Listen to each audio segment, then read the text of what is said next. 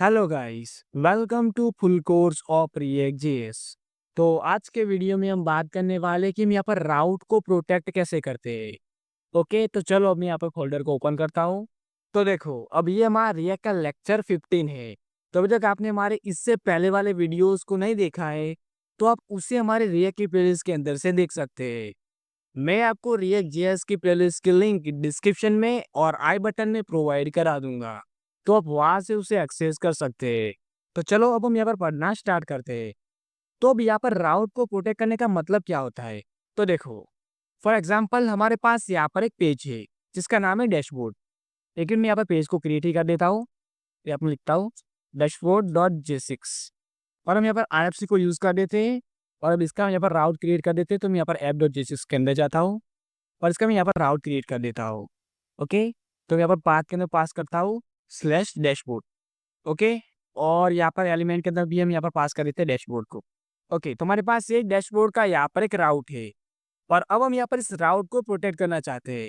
Protect मतलब कि हम यहाँ पर एक तरीके से हम यहाँ पर कंडीशन को अप्लाई कर रहे हैं। जैसे कि अगर यहाँ पर यूजर लॉगिन है तभी वो यहाँ पर डैशबोर्ड को एक्सेस कर पाएगा। अगर वो लॉगिन नहीं होगा तो वो यहाँ पर डैशबोर्ड को एक्सेस नहीं कर पाएगा। तो इसे यहाँ पर राउट को प्रोटेक्ट करना कहते हैं। बेसिकली हम यहाँ पर क्या करते हैं कि हम यहाँ पर एक कंडीशन को अप्लाई करते हैं और अगर वो कंडीशन ट्रू होती है तभी यूजर यहाँ पर इस राउट को एक्सेस कर पाता है। अगर वो कंडीशन ट्रू नहीं होती है तो यूजर उसे एक्सेस नहीं कर पाता है। या हम क्या करते हैं, उसे हम यहाँ पर नेविगेट करवा देते हैं। ओके, तो चलो इसे हम यहाँ पर कैसे करते हैं उसकी हम यहाँ पर बात करते हैं। तो इसके लिए हमें क्या करना होगा कि हमें यहाँ पर एक कंपोनेंट को क्रिएट करना होगा। ओके, तो यहाँ पे मैं एक फोल्डर को क्रिएट करता हूँ और यहाँ पे मैं लिखता हूँ कंपोनेंट्स।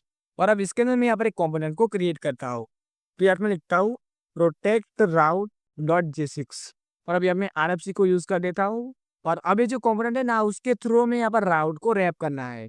ओके, तो मैं यहाँ पर app.j6 के अंदर जाता हूँ और ये जो हमारा राउट का कंपोनेंट है ना उसे मैं यहाँ पर रैप करना है। तो पहले मैं इसे यहाँ से निकाल देता हूँ और यहाँ पर मैं प्रोटेक्ट राउट को यूज करता हूँ।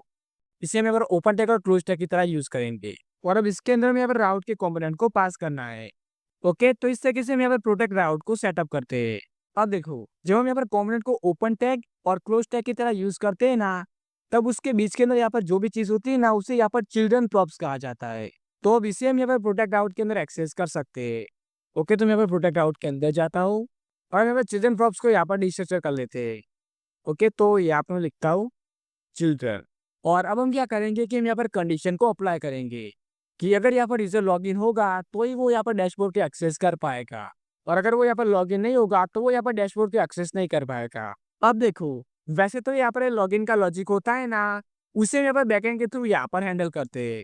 पर फिलहाल हम यहाँ पर बैकएंड को यूज नहीं कर रहे हैं। तो मैं क्या करता हूँ, मैं आपको यहाँ पर डायरेक्ट ही समझा देता हूँ। ओके, तो मैं क्या करता हूँ, मैं यहाँ पर एक स्टेट को क्रिएट करता हूँ और इसका मैं नाम लिखता हूँ लॉगिन। ओके, इसे यहाँ पर कैमल केस के अंदर कर देता हूँ और इसकी डिफॉल्ट वैल्यू को मैं यहाँ पर फॉल्स कर देता हूँ। और अब इसके थ्रू हम यहाँ पर कंडीशन को अप्लाई करेंगे।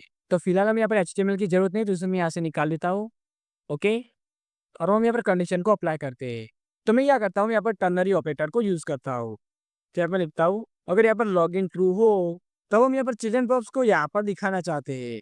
और अगर ये यहाँ पर लॉग इन ना हो तब हम क्या करना चाहते हैं, उससे हम यहाँ पर नेविगेट करना चाहते हैं। तो अब यहाँ पर नेविगेशन करने के लिए हम क्या करते हैं कि हम यहाँ पर नेविगेट नाम के कंपोनेंट को यूज करते हैं। ओके, तो यहाँ मैं लिखता हूँ नेविगेट। ओके, तो ये जो हमारा कंपोनेंट होता है ना वो हमारे रिएक्ट आउटर डोम के अंदर से आता है। और अब इसके यहाँ पर टू नाम के एट्रीब्यूट को यूज करना है और इसके अंदर हमें यहाँ पर पाथ को पास करना है। ओके, तो यहाँ मैं लिखता हूँ / तो अब यहाँ पर क्या होगा कि अगर यूजर लॉग इन होगा तो हमारा चिल्ड्रन प्रॉप्स यहाँ पर चल जाएगा। और जो चिल्ड्रन प्रॉप्स है ना उसके अंदर हमारा डैशबोर्ड वाला पेज है। और अगर यूजर यहाँ पर लॉगिन नहीं होगा तो वो यहाँ पर होम पेज के ऊपर रिडायरेक्ट हो जाएगा। अब देखो, वैसे तो यूजर यहाँ पर लॉगिन है या नहीं है तो उसे यहाँ पर बैकएंड के थ्रू यहाँ पर चेक करते हैं।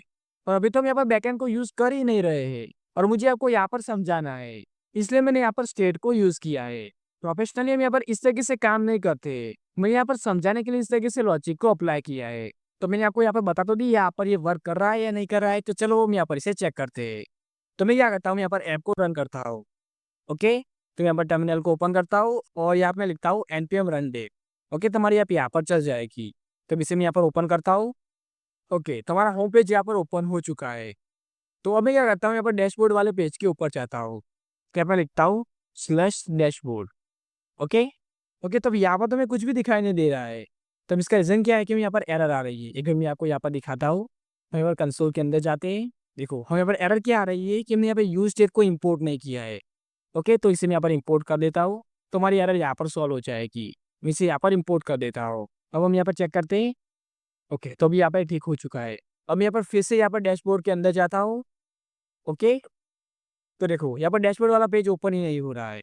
फिर से मैं यहाँ पर एक बार ट्राई करता हूँ, फिर भी यहाँ पर ओपन नहीं हो रहा है। ये हमें होम पेज के ऊपर रिडायरेक्ट कर रहा है।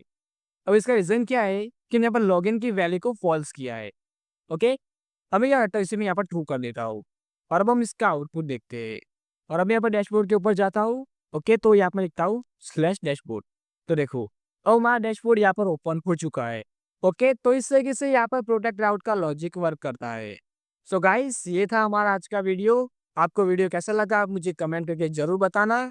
और अगर आपको यहाँ पर कोई डाउट है तो आप उसे भी मुझे कमेंट करके बता सकते हैं। और इसके साथ अभी तक आपने हमारे चैनल को सब्सक्राइब नहीं किया है तो प्लीज़ सब्सक्राइब कर देना, जिससे कि हमारे आने वाले सभी वीडियोस की नोटिफिकेशन आपको मिलती रहे।